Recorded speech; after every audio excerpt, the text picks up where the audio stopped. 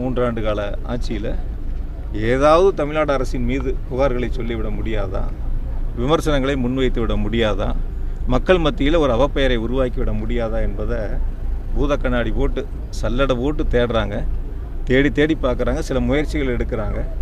அவங்களோட எடுக்கக்கூடிய முயற்சிகளும் அவர்கள் தேடக்கூடிய நிகழ்வுகளும் தோல்வியில் முடியுது. அந்த விரக்தியில் தான் சில நேரங்களில் அறிக்கைகள் மோசமான ஒரு சூழ்நிலையை உருவாக்கக்கூடிய, மோசமான வார்த்தைகளை பயன்படுத்தக்கூடிய அந்த அறிக்கைகளாக இருக்குது. அறிக்கைகளையோ அவருடைய விமர்சனங்களை கண்டு நாங்கள் ஒருபோதும் அஞ்சுவதும் இல்லை. அந்த அறிக்கைகளை பார்த்து நாங்கள் ஒருபோதும் சிந்தித்ததும் இல்லை. சரியான அறிக்கையாக இருந்தால், சொல்லக்கூடிய கருத்து சரியாக இருந்தால் அதை நாங்கள் யோசித்து பார்ப்போம். அந்த அறிக்கைகள் மீது என்ன இருக்கிறது என்பதை பார்ப்போம். அறிக்கைகளே தவறான அறிக்கையாக இருக்கின்ற பொழுது, பொய்யான அறிக்கையாக இருக்கின்ற பொழுது, ஒரு கருத்தை சொல்லுகின்ற பொழுது அது சரியாக தவறா என்பதை யோசிக்காமல் இன்னும் கூட ஒரு சிலருக்கு ஒன்றுமே யாருமே கவனிக்கலன்னு வச்சுங்களேன். ஒரு உதாரணம் கேட்கட்டுமாங்க.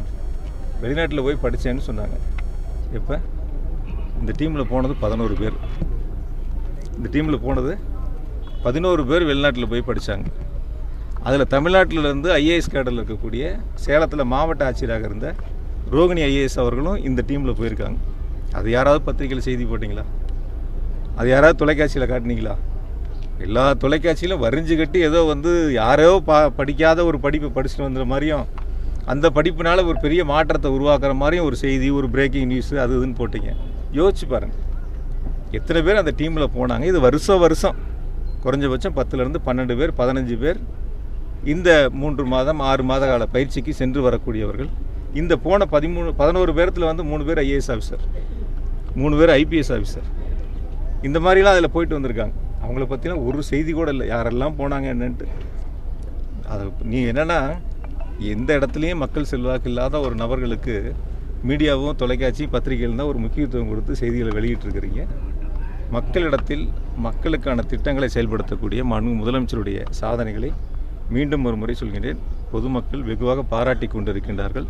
தொடர்ந்து முதலமைச்சர்களுக்கு ஆதரவை வழங்கி கொண்டிருக்கின்றார்கள். அந்த ஆதரவு 2026 சட்டமன்ற தேர்தலிலும் வழங்க இருக்கின்றார்கள் என்பதை நீங்கள் இப்போ கூட பார்த்தீங்க. எவ்வளோ சந்தோஷமாக மக்கள் மனுக்களை கொடுத்தாங்க. தீர்வு கிடைக்கும் என்ற நம்பிக்கையில் மனுக்களை கொடுத்துருக்காங்க. தீர்வு காணக்கூடிய ஆட்சி மாண்புமிகு தளபதியுடைய பொற்கால ஆட்சி.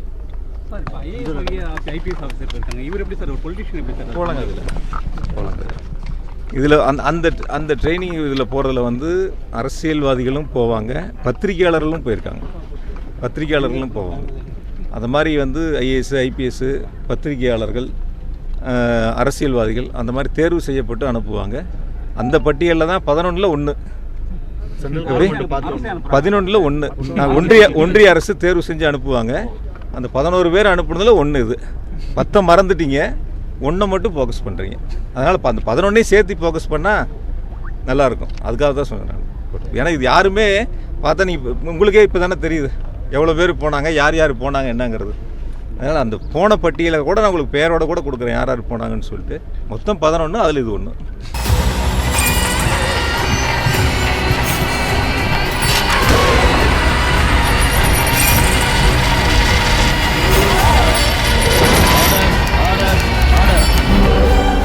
குற்றங்களின் மறுபரிமாணம் நிகழ்தகவு நமது நியூஸ் தமிழ் தொலைக்காட்சியில் விரைவில்.